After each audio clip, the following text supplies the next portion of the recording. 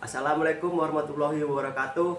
Kami di sini ingin mempresentasikan hasil proyek mata kuliah kecerdasan buatan yang berjudul Implementasi dan Analisis Astar dan Dijkstra dalam pencarian rute terpendek pada peta digital. Saya Nata Anugrah Susanto selaku moderator, dan ini teman-teman saya. Saya Jaya Rahmamida. Saya Jafira Mutiara Fitri. Saya Franky Nobola Jabua. Saya Suya Faidu Zidwan. Oke, langsung saja kita membahas materinya, dan dari materi pertama dibacakan oleh Kak Joya. Baik, di sini saya langsung mempresentasikan proyek sistem analisis rute terpendek rumah makan tradisional di Kota Medan. Nah, di sini kami menguji perbandingan performa antara algoritma Dijkstra dan algoritma Astar. Saya Jaya Rahmawida akan menjelaskan bagian fondasi data program kami. Nah, di baris 1 dan 3 ini kami mengimport 3 library bawaan Python. Import heap digunakan untuk mengelola antrian prioritas. Nah, ini dia. Min heap agar program otomatis mengambil jarak terkecil. Dan yang import math untuk rumus akar kuadrat, dan import time untuk merekam kecepatan eksekusi sistem. Lalu pada bagian variabel posisi lokasi, ini kami mengidentifikasikan titik koordinat Kartesius dari 10 rumah makan di Medan. Titik awalnya yaitu lapangan Merdeka yang dimana koordinatnya 0,0. Dan target akhir kita adalah rumah makan Sipiro di koordinat 8,7. Ini dia. Nah, terus ke data koordinat ini sangat krusial karena akan dibaca oleh algoritma Astar, jadi sebagai pemandu arah. Selanjutnya untuk struktur peta akan dijelaskan oleh teman saya. Terima kasih pemateri 1. Saya Jafira Mutiara Fitri sebagai pemateri 2. Di sini saya akan menjelaskan bagaimana peta digital Medan ini dibentuk di dalam program. Pada variabel peta Medan, kami menggunakan struktur data nested dictionary untuk mempresentasikan graf tidak berarah. Nama tempat di sini tidak sebagai node, dan angka di dalamnya adalah bobot jarak real jalan raya dalam satuan kilometer atau km. Contohnya, jalan nyata dari lapangan Merdeka ke Soto Sinar Pagi berjarak 1,5 km. Ini. Kemudian, kita perhatikan dari fungsi hitung estimasi udara. Fungsi ini bertugas menghitung jarak garis lurus di udara menuju target menggunakan rumus matematika Euclidean distance. Fungsi inilah yang memproduksi nilai heuristik H, N. Heuristik ini dijamin admissible atau valid karena jarak udara tidak akan pernah melebihi jarak asli jalan raya, sehingga hasil pencarian rute dipastikan selalu akurat. Baik, selanjutnya logika Dijkstra akan dibahas oleh pemateri ketiga, teman saya. Baiklah, terima kasih pada pemateri 2. Selanjutnya saya akan melanjutkan sebagai pemateri 3, yaitu algoritma Dijkstra bekerja dengan prinsip uniform search atau pencarian rute. Di awal fungsi kami mencatat waktu menggunakan time.curve under counter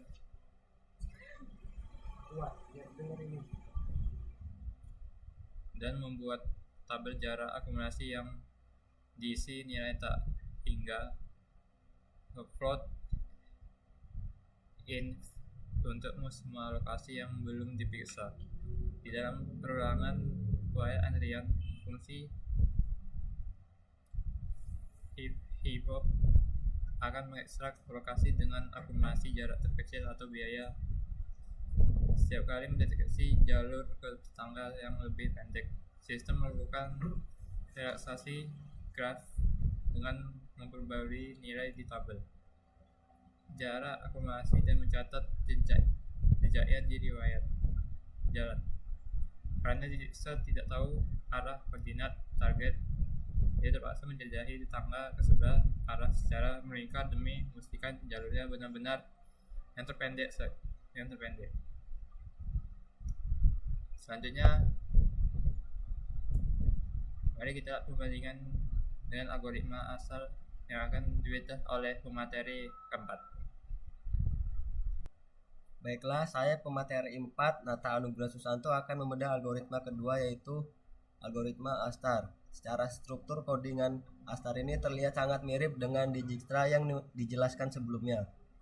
Namun mari fokus pada baris kode kristis dalam perulangan for tetangga yaitu variabel f underscore baru.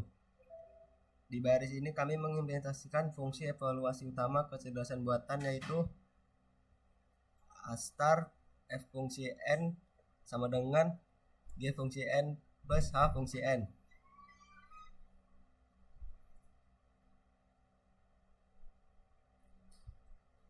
Nilai g underscore baru adalah jarak real jalan raya yang sudah ditempuh, sedangkan hitung underscore estimasi underscore udara adalah nilai heuristik perkiraan jarak udara yang dijelaskan anggota 2 tadi. Dengan menjumlahkan kedua nilai ini, fungsi HEP nilai heuristik perkiraan jarak udara yang dijelaskan anggota 2 tadi, dengan menjumlahkan kedua nilai ini, fungsi HEPUS akan menyusun antrian prioritas berdasarkan tebakan yang cerdas. Astar bertindak sebagai informant search yang memiliki kompas arah, sehingga ia hanya memproses lokasi-lokasi yang searah dengan tujuan dan mengabaikan route berlawanan arah. Hasil eksekusi kodean ini di terminal akan didemonstrasikan oleh anggota 5.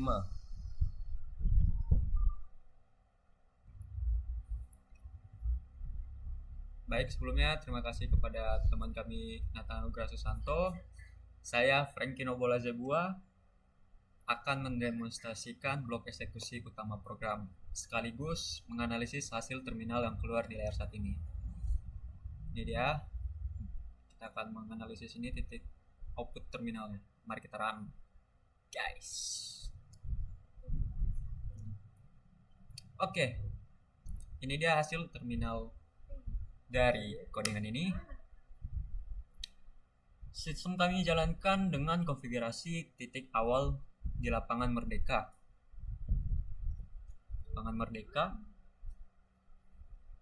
Dan titik tujuan di rumah makan City Rock. Pada baris hasil rute terbaik, kedua algoritma ini secara valid menghasilkan rute terpendek yang sama persis, yaitu melewati Sonor Sinar Pagi dan Mi Aceh Titi Bobrok dengan total jarak 9 km. Namun mari kita bedah tabel komparasi performanya. Algoritma Dijkstra membutuhkan waktu eksekusi sekitar 0,00067 detik, sementara Asearch menyelesaikan lebih cepat, yaitu sekitar 0,00060 detik. Perbedaan kecepatan ini dipicu oleh kolom lokasi dicek. Berdasarkan rumus perhitungan variabel persen efisiensi algoritma Astar, terbukti 60% lebih efisien dalam menghemat memori. Dijkstra harus memeriksa 10 titik atau seluruh isi peta, sedangkan Astar cukup memeriksa 4 titik saja karena dibantu oleh fungsi heuristik sebagai penunjuk arah. Oke, ini untuk terminalnya kita akan melihat gambar simulasinya.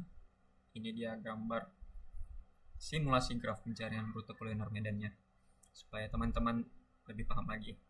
Oke, mari kita perhatikan peta graf simulasi kuliner Medan ini. Titik awal kita dimulai dari lapangan Merdeka, dari sini guys, yang berwarna biru di koordinat 0,0. Dan target akhir kita adalah rumah makan Ciporuk yang berada di koordinat 8,5. tujuan. Karena berdasarkan hasil running di terminal, kedua algoritma secara valid menemukan satu jalur pendek, yaitu garis tebal berwarna hijau di layar. Yang ini jalurnya itu memotong dari Lapangan Merdeka ke Soto Sinar Pagi, Mie Aceh, Titik Bobrok, dan Rumah Makan Siporuk. Dengan akumulasi total jarak yang ditempuh itu 9 km. Namun mari kita bedah kenapa bisa Astar ini lebih unggul, 60% lebih efisien daripada Dijkstara melalui gambar ini tadi. Perhatikan garis putus-putus abu-abu ini, guys. Garis-garis yang putus-putus ini adalah jalur alternatif menuju lokasi lain seperti Sate Mamau, RM Tabona, RM Garuda, hingga Bolu Meranti. Algoritma Dijkstara ini bekerja secara brutal, guys. Dia terpaksa menjelajahi semua titik-titik lokasi ini. Artinya semua titik-titik abu ini itu diperiksa semua oleh algoritma Dijkstara. Sedangkan Astar dibekali fungsi heuristik atau kompas udara. Sejak awal di Lapangan Merdeka, Astar sudah tahu bahwa posisi RM berada di arah kanan atas. Oleh karena itu, antrian prioritas Astar langsung fokus bergerak ke atas mengikuti jalur hijau dan secara pintar mengabaikan semua titik abu-abu di bawah karena arahnya salah. Efeknya, Astar hanya perlu memeriksa 4 titik lokasi saja, atau yang dilewati titik-titik hijau ini, guys. Dia cuma memeriksa Lapangan Merdeka, Soto Sinar Pagi, Mie Aceh, Titik Bobrok, dan sampai ke tujuan. Dia tidak memeriksa lagi yang garis abu-abu ini, putus-putus ini. Jadi kesimpulan akhirnya, grafik ini membuktikan secara nyata bahwa dengan akurasi rute yang sama-sama 9 km, algoritma Astar itu jauh lebih unggul dan hemat resource memori, menjadikannya standar utama dalam sistem navigasi modern seperti Google Maps. Baik, ya, itu saja dari presentasi kelompok kami. Semoga penjelasan kami jelas dan bermanfaat. Apabila ada kesalahan kata, mohon dimaafkan. Terima kasih atas perhatian kalian semua. Sampai jumpa di next video kita selanjutnya. Saya Frankie Nobola Zebua pamit undur diri dan dadah. Baiklah, itu hasil dari presentasi kelompok kami. Jika ada kesalahan mohon dibicarakan baik-baik, bukan malah pergi yang mencari lebih baik. Kesepian tanpa kekasih. Sekian, terima kasih. Assalamualaikum warahmatullahi wabarakatuh. Ya.